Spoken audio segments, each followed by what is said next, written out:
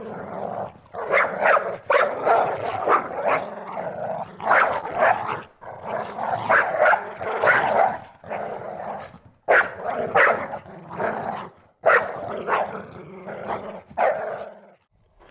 everybody, Trail Dog Adventures here.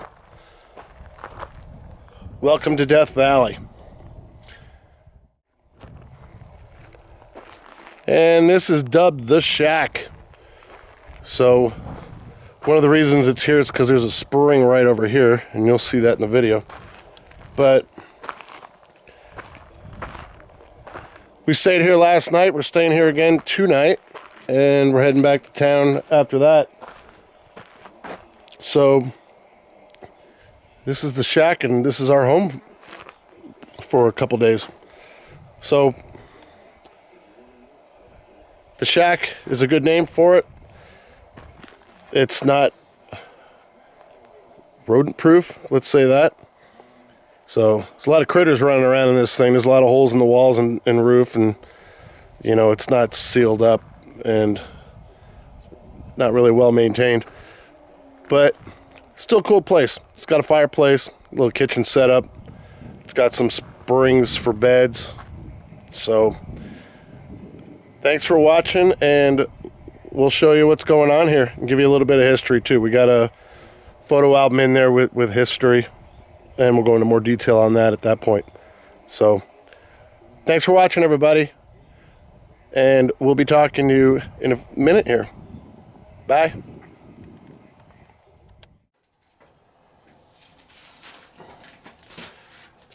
Hey everybody, we've got a little book on history right here, and some photos. So I'm going to do a quick read of this sheet here.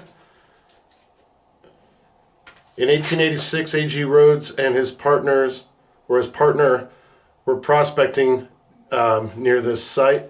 In May of 1886, they removed 1,200 pounds of silver ore, which netted them $800. Excuse me. On the return trip in the fall of 1886, Rhodes and the prospective mine buyers apparently perished somewhere in the desert between here and Daggett, coming out this way. So that was in 1886. In December of 1905, prospectors found Rhodes' location markers. They also found the mine workings and 2 tons of silver ore waiting for shipment. In September of 1906, several other claims were opened, and the area became a camp. So a camp typically is a term for temporary shelters like canvas tents and such. Various prospects were worked over the years as surface mines until the financial panic of 1907. In March of 1908, 3 prospectors in the area found a gold deposit valued at $25,000 per ton. The find was later determined to be an isolated high-grade pocket, as no further quantity or quality of gold was found despite extensive tunneling. So between then and 1908 and until the 1930s, there was little record of mining activity in the area. And then Lou McGurk filed his location notice here in 1935. He may have developed this small cone crusher type mill up canyon. Mining activity continued off and on at a small scale until the 1950s. When that's when Death Valley National Park ended up taking over the area. So we did a walk this morning, and you'll see the video of what looked like a mill site, and apparently it is. And some of the other places here on the property, I'm not too sure what they were. I haven't seen any pictures or record of them. But that did definitely look like a mill site, and we did see the cone. It was just not in this area of the mill site. So anyway, here's a a letter that is in the book from a family that was close to Lou McGurk, and it talks about a little bit of the history with him at this site, which is pretty cool. It's a handwritten letter. It says Lou McGurk from Ontario, California, staked a claim at this site early 1900s, and as we know, it was 1935 that he staked the claim, and they even have a copy of his claim form here, which is dated June of 1935. So we continue. It says he had an iron ore mine on the site and a mica mine up the highway. He was allowed to take 1 bucket of water a day from the natural spring by the shack, and we went and did a walk of that already, and pretty much determined that that's where the well was, even though it was collapsed. They have photos decades ago of that spot to confirm that it was the well. So, it says he was allowed to take 1 bucket a day from the natural spring by the shack. And I'm not too sure if that's just the rate that it was coming out, or if there was some sort of limitation on the water use or water rights. He also built a cooler, and it says it's still across from the front door. We showed that on the walkthrough, to store his food. He lined it with a screen, hung burlap over it, and would soak the burlap in water, and the breeze would blow through and cool the food. He would store his linen in barrels to keep the rats from chewing them. He kept his paper goods in an old refrigerator. McGurk had to do $100 worth of improvements per year to keep his claims. This could be any type of improvement. When the park extended the boundary and the shack was incorporated inside its lines, the shack had to be open to the public. It has only been open for about 15 years, and that's as of this, when this was written, and it's hard to read the date. This is like a November 26th, and then I can't see what year it is. So how do we know this? This is our family has been coming up to the shack with McGurk since 1934, before his death, and on our own since then, once a year at Thanksgiving until 15 years ago, and that's as of this was written. So basically that's a letter from the friends of the guy that owned the claim and built this building. And the shack is from the later mining periods, and that's from the 1935 moving forward. So that's a little history on this place. Kind of cool to see. I'll show you some pictures that are in this photo album, and hope you enjoy this little history of this small piece of Death Valley National Park. So, all right, everybody, let's check out some photos.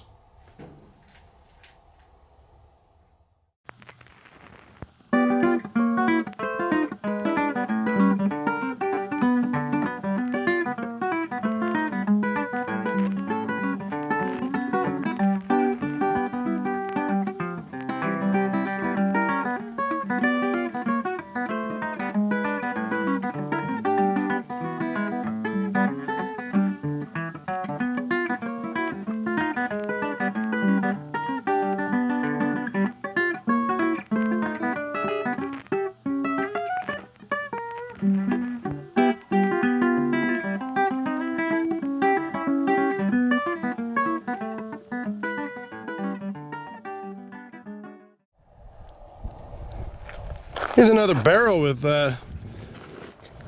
some sort of ties wrapped around it. Look like rail ties.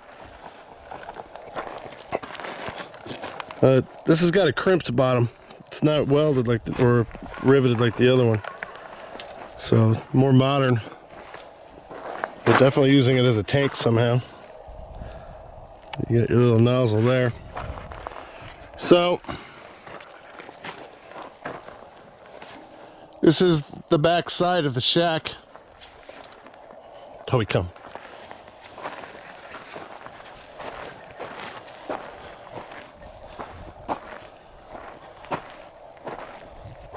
That's where we're doing our little outdoor fire pit.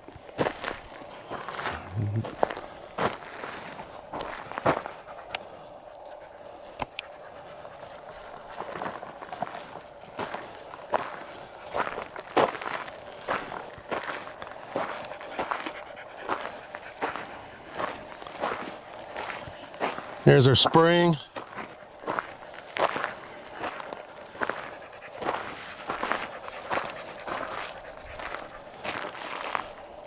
It's the side of the building.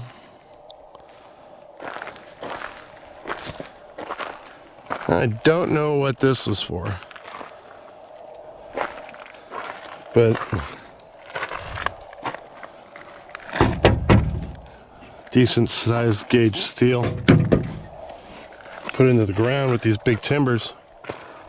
So obviously it was probably to protect it from the house or something, whatever they're doing here. So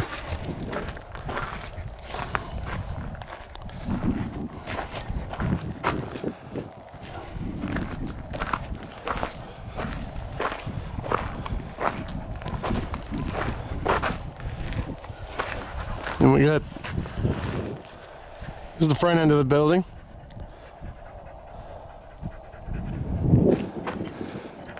Got all these interesting rocks in the front of it. Probably gave them some shelter from the wind. Facing south, definitely from the sun.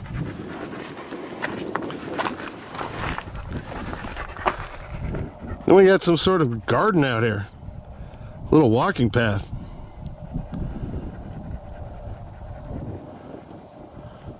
It's all the way down there. Right to where the road comes back together. So, interesting.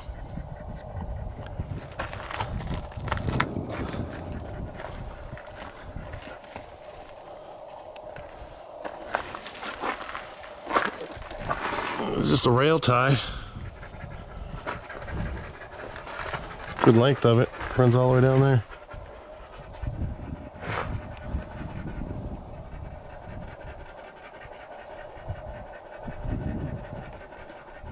Alright, we'll show you inside.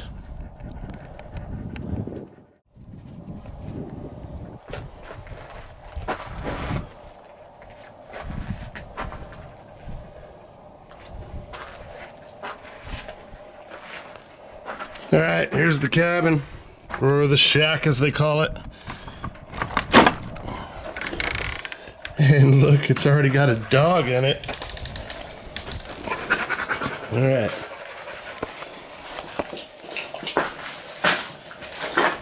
One cool feature, so we've got a screen door, even though it's got big holes in it.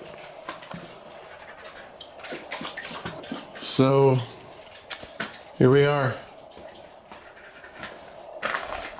It's got a pretty cool stove.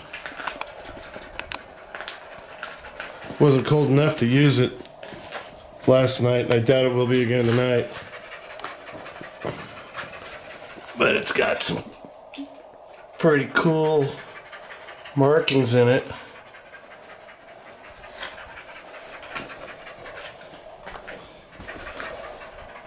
Scandia.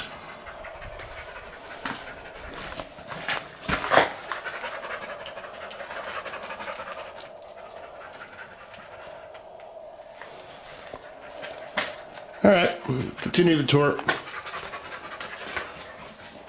We've got the lounge area.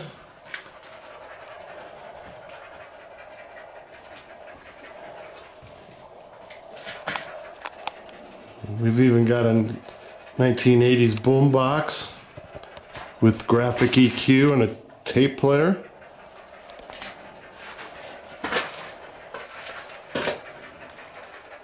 And then we've got the entertainment center.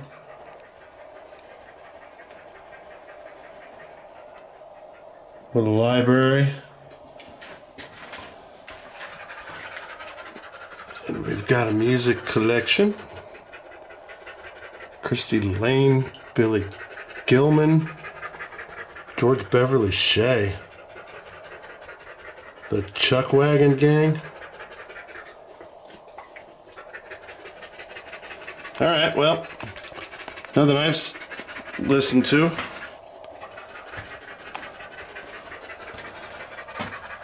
That is the man that built the place. Zoo McGurk. He's the one that actually built the cabin. And he was the last person to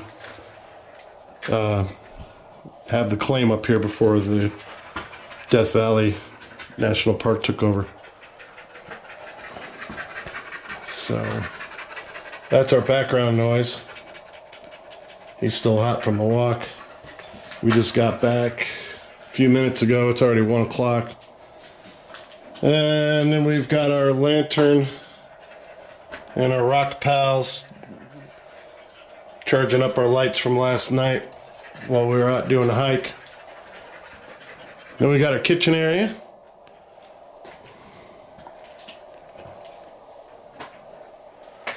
And these things look like they've been around a while.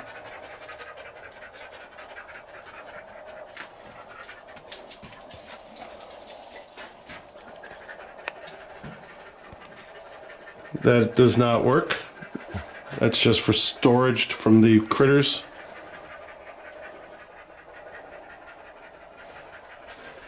And some stuff people left behind.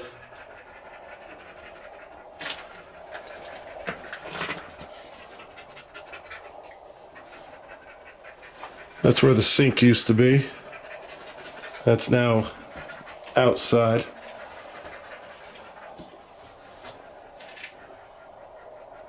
It's kitchen view. You can see there's a lot of gaps in this building. It's very rodent friendly. Toby was chasing some of those guys last night. We got a few pots and pans and kettle up there. More light through the roof. So apparently this canister used to be a cooler. And we'll go into that on the story later. But man, that chair's seen a lot of ass time. Look at that thing.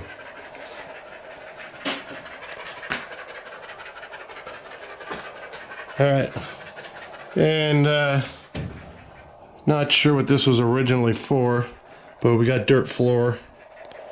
I'm assuming that it was just storage because that's what it's being used for now. I had to pile all that wood up because there's a gap underneath that doorway there. It's big enough for Toby to get out.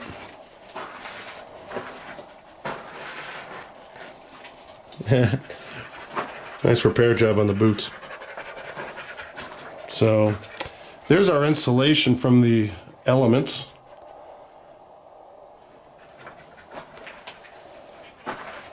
Nice cardboard boxes. And then we've got Barbara Ann delicious bread and varieties.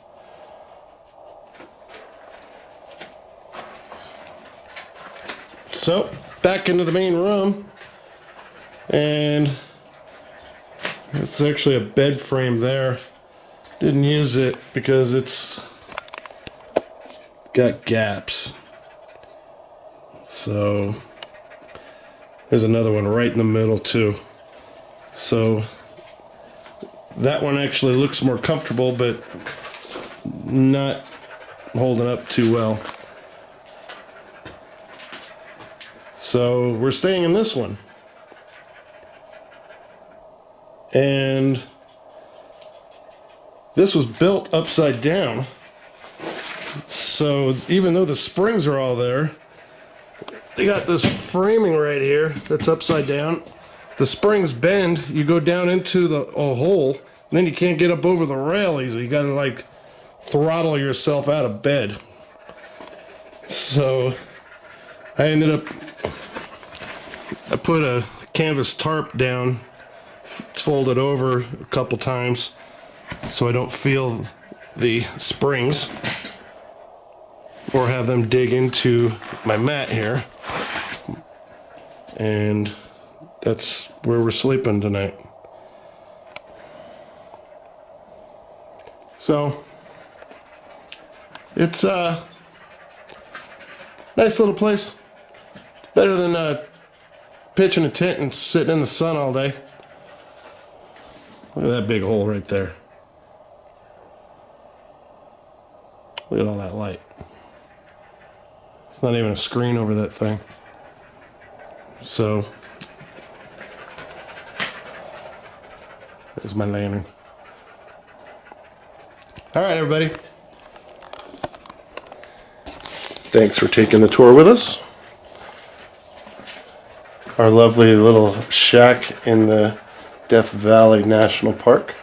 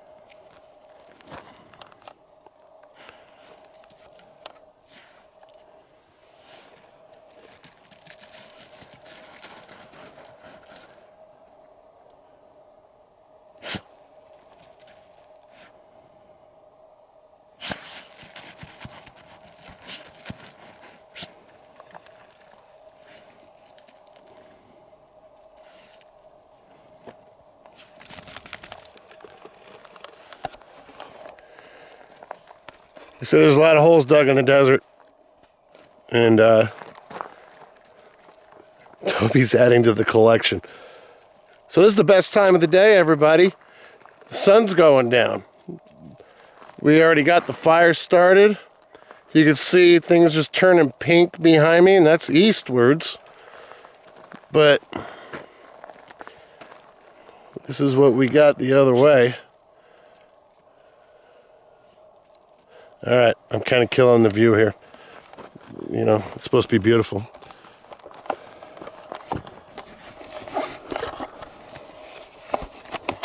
All right.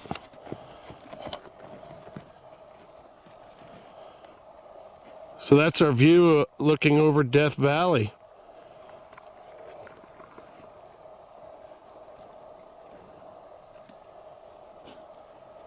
Look at that. We're mostly clear skies, but we got clouds just in the right place. So it should be going on for a few more minutes, but not too much longer. But lots of mountains, lots of sky, and a lot of beautiful sunset.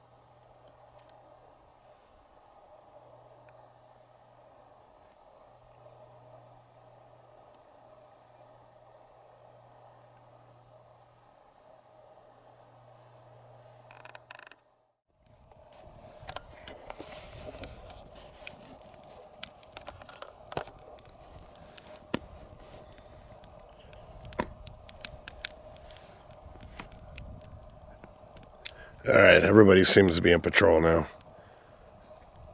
Toby's just into the bushes, looking for critters, as normal.